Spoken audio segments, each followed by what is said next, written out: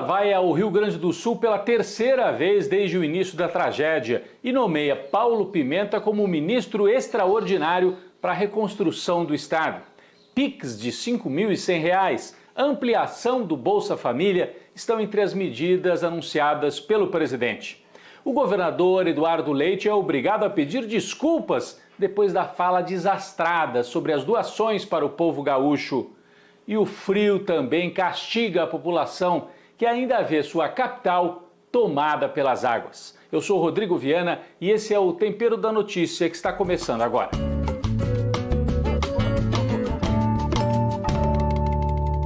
Pela terceira vez desde o início da tragédia das enchentes, o presidente Lula visitou o Rio Grande do Sul.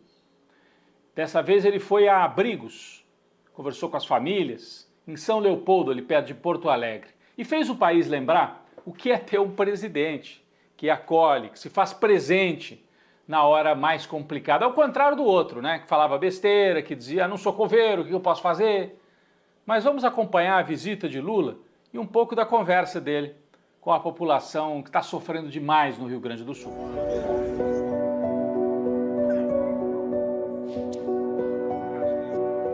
Rubilo, esquece. Pode ficar assim, Rubilo, pode ficar assim. Senão vai ficar 7 dias para garantir. Nós vamos garantir isso, viu? Eu te amo.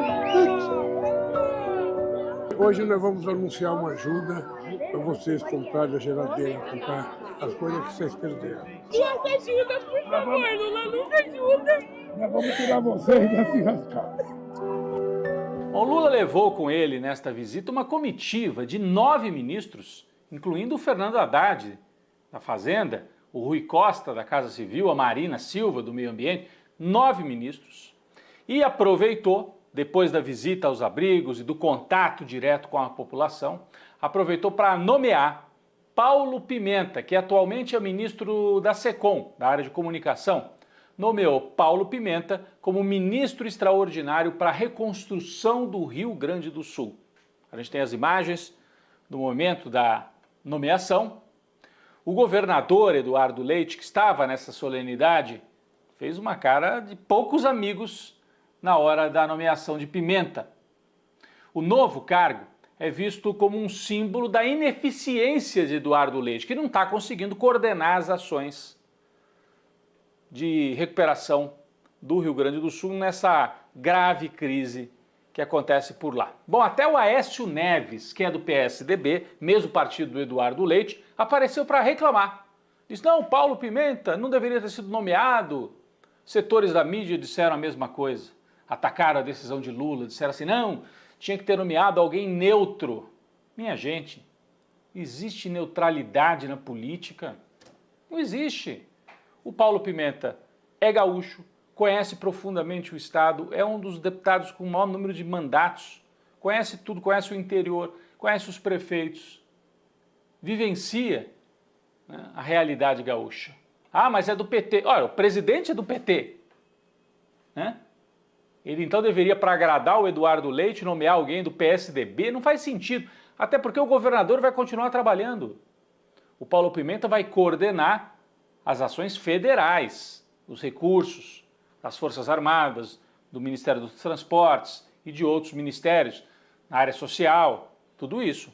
Então é uma grande bobagem falar em neutralidade, até porque Leite e o prefeito de Porto Alegre, o Sebastião Melo, não são neutros, coisa nenhuma, né? Foram omissos nos cuidados com o meio ambiente, nos cuidados de prevenção, no caso da prefeitura, não cuidou de comporta, de muro, dos canais, de bombas que podiam evitar uma tragédia desse tamanho que acabou atingindo também o centro da capital. Ah, mas o Pimenta, Paulo Pimenta, quer ser governador em 2026. O Lula está nomeando alguém que depois pode ser candidato a governador. Ora, é essa a preocupação? O Pimenta só tem chance de se eleger governador em 2026 se fizer um bom trabalho agora. Se ele fizer um trabalho ruim, for descuidado, não souber articular com o governador, a população não vai querer eleger.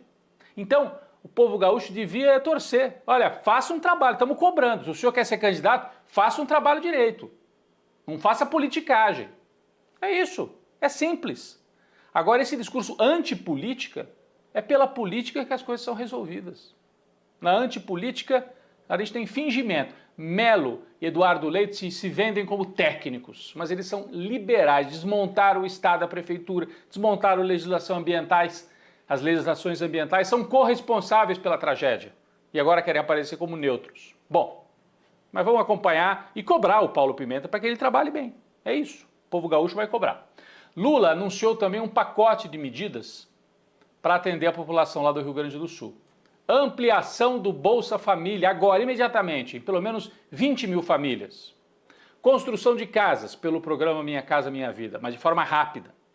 PIX de R$ 5.100 para cada uma das famílias atingidas. São cerca de 200 mil, mas isso pode aumentar. Então, 200 mil famílias ganhando cada uma R$ 5.100 para recuperar o básico ali, comprar uma geladeira, comprar um bem que é fundamental para você refazer a vida depois de ter a casa destruída.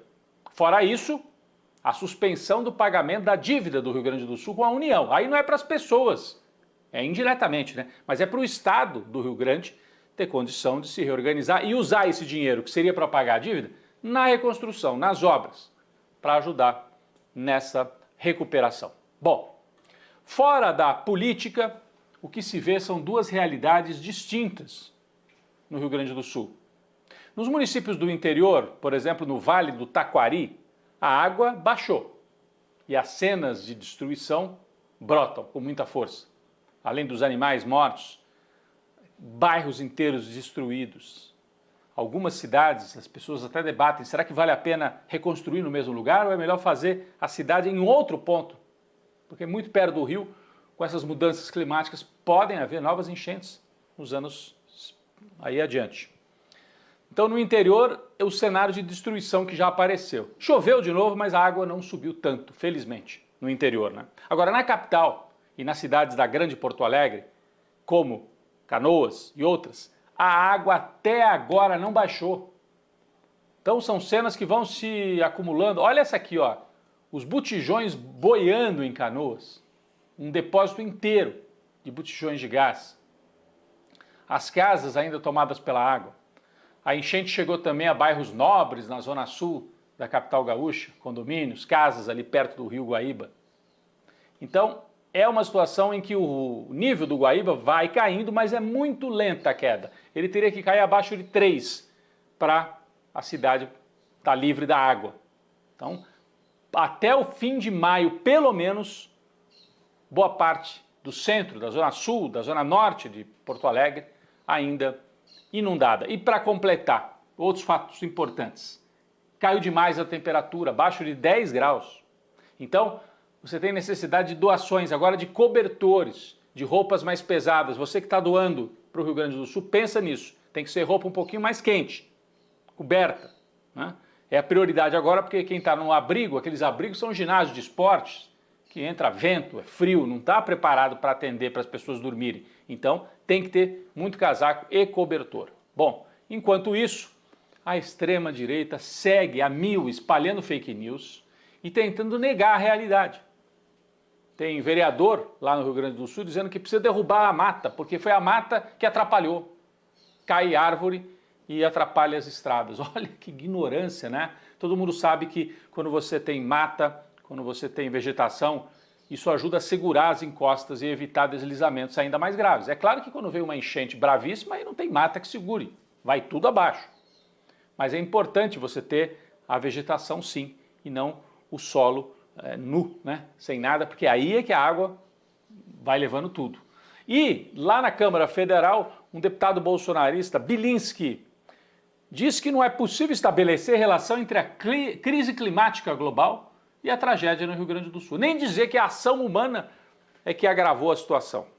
Ele falou isso para tentar evitar uma reunião especial no Congresso para debater a crise climática. É um negacionismo. Eles estão negando a realidade. A serviço de quem? Do agronegócio. Porque o agro não quer olhar para a realidade e ver que derrubar tudo, derrubar a mata, né?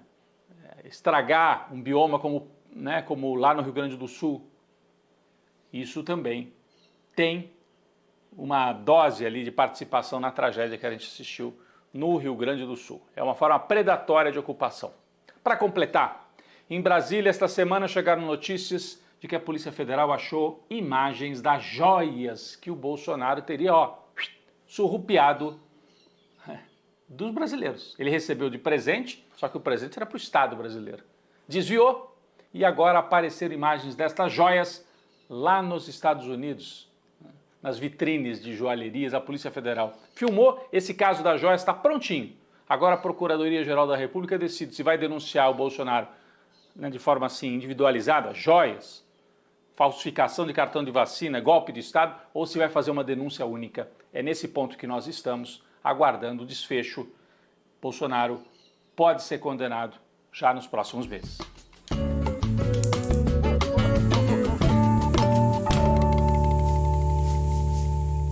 Quem vai para a panela de pressão esta semana é o governador do Rio Grande do Sul, Eduardo Leite. Além do incômodo com a nomeação de Paulo Pimenta como ministro extraordinário para cuidar da reconstrução do Rio Grande do Sul, o Eduardo Leite já vinha sendo criticado pela insensibilidade, né? Primeiro, mandou um tweet para o Elon Musk no meio da tragédia. Pareceu uma provocação ao Lula, porque todo mundo sabe que o Musk estava atacando o governo brasileiro algumas semanas atrás. Então ele mandar no meio da tragédia, obrigado Musk por ter doado meia dúzia de antenas para o Rio Grande do Sul. E não tinha até então agradecido nominalmente o presidente Lula. Então, já viram como assim, um cara que está querendo fazer confusão, intriga durante a tragédia. E agora ele deu uma declaração desastrosa. Falou que, como há muitas doações, isso preocupa. Como é que vai ficar o comércio do Rio Grande do Sul? Ou seja, as pessoas vão ganhar as coisas e aí não vão comprar no comércio local. Foi tão criticado, mas tão criticado. Vamos ver o que ele falou, um trechinho desta fala. Quando você tem um volume tão grande de doações físicas chegando ao Estado, há um receio, pelo que nós já observamos em outras situações, em outras circunstâncias, sobre o impacto que isso terá no comércio local, né? Que pode, na verdade, você tem uma cidade que está impactada, o comércio que foi impactado também, e o reerguimento desse comércio fica dificultado na medida em que você tem uma série de itens que estão vindo de outros lugares também do país. Bom, em menos de 24 horas, teve que pedir desculpas pela fala desastrada. Eduardo Leite, com essas situações todas, sai menor por enquanto dessa crise gravíssima. Tomara que ele se acerte com o Paulo Pimenta e os dois juntos ajudem a população do Rio Grande do Sul a sair dessa situação terrível. Mas por enquanto, olha, ele está na panela de pressão.